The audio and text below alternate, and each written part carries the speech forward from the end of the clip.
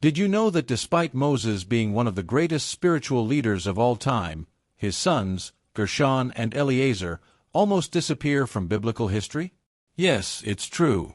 While Egypt was freed and God's miracles marked Israel's journey, these two sons are relegated to near silence in the Scriptures. But why does this happen? Were they truly insignificant, or is there something deeper in this forgetting that can teach us about our own spiritual journey? Many believe that to be important in the kingdom of God, one must be in the spotlight. But what happens when the divine plan requires neither great visibility nor family succession? The answer might hold the key to understanding our role in God's greater plan. Get ready, because the story of Gershon and Eliezer might be more relevant than you think. Moses is a name revered throughout Christianity, an intrepid leader who led the Israelites to freedom. But few know that he had children, Gershon and Eliezer. These names rarely appear prominently in the Scriptures, and the mystery surrounding them deserves our attention. The Bible speaks of them, but in such brief terms that they seem shrouded in a veil. So, what really happened to the children of one of history's greatest spiritual leaders? The biblical silence around Gershon and Eliezer is intriguing. We know that Moses lived a life full of challenges and encounters with the Almighty, yet the children, who should have been part of his legacy, are mentioned almost like a footnote. Have you ever wondered why this happens? They aren't mentioned during Moses' great moments of conquest, and they don't follow in their father's footsteps as leaders of the nation of Israel. This stirs a curiosity that few explore. What do we really know about Moses' children? Though the Bible focuses on Moses, Joshua, and other leaders like Aaron, the presence of Moses' children remains in the background of the narrative. This doesn't mean they weren't important. After all, how could the child of such a great man be merely a detail? Let's try to understand this question and the quiet impact of their lives on Israel's spiritual history. But to do this, we must go back to their origins, to Moses' family context. And believe me, the story behind this mystery begins to reveal itself there. After fleeing Egypt, Moses found refuge in Midian, where his life took an unexpected turn. There, he married Zipporah, the daughter of Jethro, a priest of the land. This period was pivotal in shaping Moses' life, as far from the Egyptian court, he found in Midian a home of peace and reflection. It was there that his two sons, Gershon and Eliezer, were born. Gershon's name, stranger there, reflects the homesickness and sense of uprootedness Moses felt, a man caught between two cultures. Gershon, the eldest, was born during a transitional period. He symbolizes Moses' journey in exile, as a stranger in a foreign land, but also as a man who, by leaving Egypt, began to better understand God's will for his life. As for Eliezer, the younger, his name resonates with deep gratitude. God is my help. This was a direct tribute to how God stood by Moses, guiding him through his difficult and seemingly endless journey. Eliezer was a reflection of God's intervention in his life, constantly reminding him of divine protection. This family context, rich with spiritual meanings, shows how Moses and his family weren't just at the mercy of circumstances. Even in exile, God was shaping his children for something greater, something that, though less visible, would be profoundly important. This reminds us that times of crisis and difficulty can actually be fertile ground for spiritual growth. And during this time, the role of Gershon and Eliezer in the narrative begins to take shape, albeit less obviously. But what is the true meaning of their names in the divine story? Let's explore that now. Gershon, Moses' first son, carries a name that is a key to understanding his spiritual and emotional position. Stranger there, a name that reflects Moses' experience in Midian, far from Egypt and the people of Israel. But it's not just about feeling displaced, it's about how this sense of alienation can be used to draw closer to God. By naming his son this, Moses recognized that his divine calling, in its solitude, was a preparation for something grand. Sometimes, the feeling of being an alien reminds us that we are merely passing through this earth, urging us to seek a deeper connection with our faith and spirituality. Eliezer, on the other hand, carries a name that speaks directly of God's faithfulness. God is my help. This name is not just a statement of faith, but a reminder that, in all difficulties, God was beside Moses, supporting and guiding his steps. When Moses gave this name to his son, he wasn't just praying for his life, but affirming his own relationship with God. In moments of challenge, like the crossing of the desert, Eliezer's name demonstrates a deep trust that, regardless of the hardships, God never abandons those who are faithful to him. These names, Gershon and Eliezer, carry powerful spiritual meanings, reflecting not only Moses' personal journey but also the vision of a God who never leaves his children without support. These are names that speak of trials but also of a divine strength that sustains and strengthens. The fact that these sons, despite their names filled with meaning, did not play prominent leadership roles tells us much about God's plan. Sometimes, the greatest contribution to God's kingdom comes from those who remain on the margins of visible history. This mystery invites us to reflect on the role of invisibility in God's plan. But what happens when his descendants step into the story? Let's take a look. Although Moses' sons, Gershon and Eliezer, are mentioned in the Scriptures, their presence remains more peripheral than central. They appear during moments like Moses' meeting with Zipporah in the desert, but they do not play prominent roles in the movement of Israel's liberation. They do not lead the people, nor are they recalled as key figures in the battles against Egypt or during the desert journey. In an era where great leaders and their actions are celebrated, the figures of Gershon and Eliezer remain on the margins, almost as secondary characters in a story focused on Moses, Joshua, Aaron, and the Levites. This marginalization of Gershon and Eliezer in the biblical narrative raises an interesting reflection on God's purpose in our lives. While we often expect public recognition or a central role, not everyone is called to shine under the spotlight. Sometimes, the silent role, the one not seen, is just as crucial as the one taking center stage. Although Moses' sons are not remembered as leaders of Israel, their lineage and impact continue to be part of God's divine plan in a subtle yet powerful way. The fact that their names are briefly mentioned in the Chronicles is evidence that God honors even those who remain in the shadows. Their descendants, like Sebul, who became the treasurer of God's temple, show that they played an indirect, yet crucial, role in Israel's history. This teaches us a valuable lesson. Often, our contribution to God's kingdom may be less visible, but no less significant.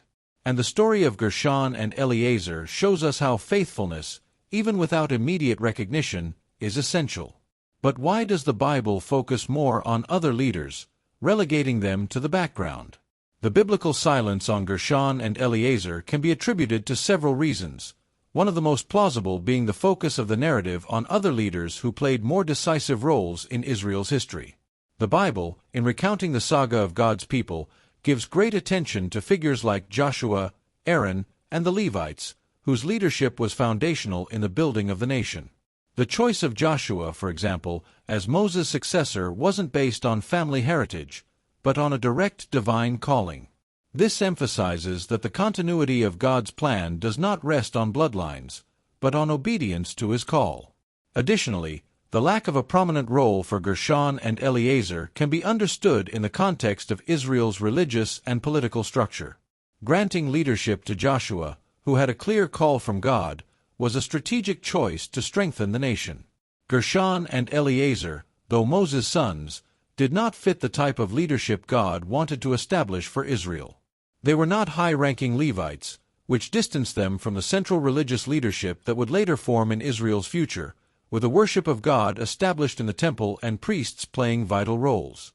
This silence around Moses' sons shows us that, in God's kingdom, his divine plan is sovereign, and public recognition is not the measure of a person's value or mission.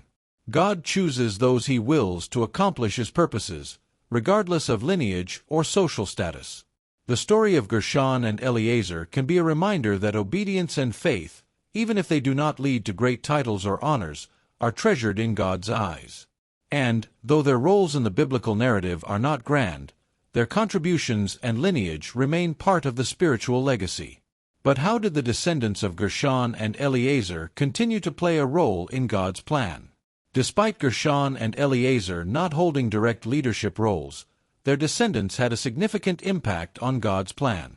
Sebul, for example, a descendant of Gershon, was appointed as the chief treasurer at God's temple, playing an important role in managing the temple's resources, something crucial for worship and the continuity of God's service in Israel. This shows us that Gershon's spiritual legacy, though not expressed through direct leadership, was manifested through his descendants. What began quietly, with the name stranger there, transformed into a lineage that indirectly contributed to the worship of God. On the other hand, Eliezer's lineage also remained significant. Although Moses' own children did not take on highly visible roles, Eliezer's lineage was abundantly preserved, with many of his descendants playing important roles in God's service. This teaches us that often, the impact of our lives and actions goes beyond what we can perceive. What we do in faith, even when no one else sees, can have repercussions that last for generations. What may seem insignificant to the world can be the very foundation upon which God builds something lasting. The contribution of Gershon and Eliezer's descendants, though indirect, illustrates that true greatness does not lie in being at the forefront, but in faithful service where God places us. They remind us that spiritual impact is not only measured by prominence, but also by faithfulness to God's call, even in the most discreet roles. This prompts us to ask ourselves, how can we be faithful even when our contribution is not recognized? This leads us to reflect on God's role in our lives. But are the spiritual lessons we can draw from this story deeper than we imagine? The story of Gershon and Eliezer teaches us that God's purpose does not depend on prominence or public recognition. Often, people tend to associate spiritual success with visible leadership positions or great actions praised by all. But the truth is, God has a plan for each of us, and that plan is not tied to the size or visibility of our contribution. Gershon and Eliezer were not at the center of the events that shaped Israel's history, but that did not diminish their worth in God's eyes. They show us that even when we are not in the spotlight, God uses our faithfulness to impact history in ways we may not always see. Furthermore, spiritual legacy can manifest in less visible ways, but just as important. Think about the behind-the-scenes of great spiritual movements, where prayer, silent faith, and humble service have a profound and lasting impact. Moses' sons, though they did not play prominent roles, were instruments of God in ways that went unrecognized publicly. This challenges us to see that obedience to God, even in discreet roles, is just as precious as public leadership. If you find yourself in a position that isn't celebrated, remember that God sees your heart and your faithfulness. Finally, the story of Moses' sons teaches us that faithfulness to God's calling is more precious than position or visibility. In a world where we seek recognition and status, we are reminded that, in God's eyes, what matters is how willing we are to serve with humility wherever He places us. This challenges us to reflect on our own lives. Do we seek the recognition of man, or are we faithful to God's call, regardless of the position we're in? And when we compare ourselves to other biblical leaders, how do we see our role in God's plan? This brings us to the next topic, where we will explore Moses' family relationships. The story of Gershon and Eliezer challenges us to rethink the idea that spiritual success is directly linked to public recognition. In a world that values great achievements and leading figures, it's easy to fall into the trap of thinking that we must be noticed to have value. But true greatness in God's kingdom is not measured by the spotlight, but by faithfulness in service. The lives of Moses and his children teach us that often the greatest contributions to God's kingdom are quiet, discreet, and often invisible to the world. This invites us to reflect on the importance of our faithful service, even when it's not celebrated. On the other hand, the story also serves as a reminder of humility in serving God. When we set out to serve, regardless of the capacity to which God calls us, big or small, we participate in something greater than ourselves. The example of Moses and his children shows us that service to God doesn't have to be glamorous to be meaningful. For instance, perhaps you help in a church ministry, pray secretly for someone, or support your neighbor without anyone knowing. God values these actions because they are done with a sincere heart of love and devotion. True greatness lies in serving with a pure heart, without expecting recognition. Lastly, This story teaches us to value discrete roles in God's plan. In our Christian lives, we may not be called to be the leaders or the main characters, but that does not mean our contribution is less important. The call to serve in humility, without the need for recognition, is a challenge, but also an opportunity to grow spiritually. This leads us to a deep reflection on our own lives. How can we honor God by serving faithfully, even when no one is watching? And what does this say about how we perceive our faith journey? Moses' relationship with his sons, Gershon and Eliezer, was undoubtedly influenced by the complex circumstances of his life. Moses was a great leader, with a unique divine calling, which required him to have total devotion to the people of Israel. During the years of wandering in the desert, he spent long periods away from his family, fulfilling the mission of leading the Israelites. This physical distance may have sometimes affected his relationship with his children, who grew up in a very different context than many other leaders' children. Moses was constantly busy with large-scale political and spiritual matters, which made him unavailable to be constantly with his children. This distance makes us reflect on the challenges of balancing family and vocational responsibilities, especially when it comes to spiritual leadership. Often, those at the helm of great missions feel the weight of their responsibilities, which can create tension between duty to family and the mission God has entrusted them. Moses, as the leader of Israel, had the responsibility of guiding and protecting millions of people. This duty may have caused him to miss precious moments with his children, which is a difficult reality for any father or mother with a strong calling. How did this affect his fatherhood and relationship with Gershon and Eliezer? The relationship between Moses and his children is a reminder that even the most dedicated spiritual leaders, who serve God's kingdom, face challenges in balancing personal life and mission. This raises an important question for our own Christian lives. How can we find balance between our spiritual responsibilities and our family responsibilities? It is a universal challenge, and it is something Moses, with his heart dedicated to God, had to face as well. Reflecting on this, we can begin to understand how other biblical figures approached this question. The relationship between Moses and his children is not unique in the Bible. Many other biblical leaders also faced similar challenges when trying to balance ministry and family life. Take, for example, Samuel, the prophet who, like Moses, was called to a significant leadership role in Israel. Samuel had children, but the Bible reports that they did not follow God's ways. In 1 Samuel 8, we see that Samuel's sons did not walk in his ways, which led to a transition of power to a king. Like Moses, Samuel seemed more focused on his divine mission than on the spiritual development of his children, which led to a failure in the continuity of leadership in his lineage. Another example is King David, whose relationship with his children was also marked by challenges. Although David was a man after God's own heart, his shortcomings as a father are notorious. The case of his son Absalom, who rebelled against him, is one of the most painful episodes of David's life. David, like Moses, had to face the consequences of a heavy ministry and the pain of a fractured family. These parallels show us that even the greatest spiritual leaders face difficulties in their family relationships.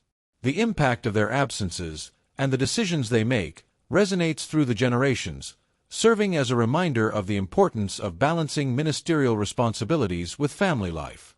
These examples of Samuel and David push us to reflect on how ministry and fatherhood can intertwine in complicated ways. No biblical leader, no matter how devoted, perfectly balanced their spiritual life with family needs. This helps us understand that the mission of serving God, while essential, also requires wisdom to manage personal and family demands. It reminds us of the importance of figures like Jethro in Moses' life. Jethro, Moses' father-in-law, played a crucial role in Moses' life and family. As a priest of Midian, he was a figure of wisdom and spiritual guidance, and his influence on Moses cannot be underestimated. In Exodus 18, we see Jethro offering Moses valuable advice on how to manage the leadership responsibilities of the people of Israel. More than just a political advisor, Jethro was also a spiritual mentor, helping Moses understand how to delegate tasks and balance his life as a leader with his personal life. Jethro's counsel reflects how wisdom often comes from unexpected sources, outside of the direct line of leadership. Jethro's impact on Moses' family can also be seen in a more subtle way. By offering this guidance, Jethro didn't just help Moses as the leader of Israel, but also as a father and husband. He understood that Moses needed balance, and by suggesting that Moses delegate part of his leadership, Jethro indirectly allowed him to dedicate more time to his family. Jethro's presence can be seen as a key element in allowing Moses to continue his mission without neglecting the personal aspects of his life, especially his relationship with his children and his wife. Jethro's role as a spiritual mentor and practical advisor teaches us an important lesson. In times of great responsibility, we need mentors and guides who help us find balance and wisdom. Jethro didn't just guide Moses on political or ministerial matters, but also on how to be a present leader in his home. This influence was crucial in helping Moses not lose sight of his family's needs, something other leaders like Samuel and David struggled to balance. However, this relationship with Jethro raises questions about the role of women in the biblical narrative. Zipporah, Moses' wife, is a figure who, although playing a fundamental role in Moses' life, is surprisingly absent from the biblical narrative. She briefly appears in Exodus 2, when Moses meets her in Midian, but after that, her presence in the story becomes increasingly peripheral. This lack of detail about Zipporah is intriguing, as she was a woman of faith, Moses' wife, and the mother of his children. While her story was not widely recorded, we can reflect on the silent impact of her life and how she contributed to the story of Moses and Israel. The absence of Zipporah in the biblical narrative can be seen as a metaphor for the role of women in the Bible. Many women played crucial roles in God's work, but their stories have often been overshadowed by those of men. Zipporah, for example, likely had a great influence on the education and spiritual formation of her children, Gershon and Eliezer. She may not have been highlighted in many passages, but her presence in Midian was essential to Moses' family context. She was also the woman who, alongside Moses, lived through the challenges of exile, providing emotional and spiritual support for him. Her absence from continuous mentions in the Bible can remind us that, even when women's roles are not widely recognized, their silent actions often have a profound impact. The lack of focus on Zipporah's figure also leads us to reflect on what the Bible chooses to highlight and why. Often, the most detailed stories are those directly linked to great accomplishments and visible leaders.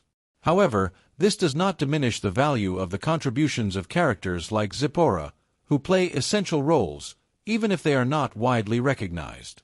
She, like many other women in the Bible, teaches us that the true greatness of a person is not measured by public recognition, but by faithfulness to the mission God has entrusted to them. This opens up a range of reflections on the invisible impact of women in God's divine plan, something that deserves to be explored more deeply when reflecting on the spiritual legacy of figures like Zipporah.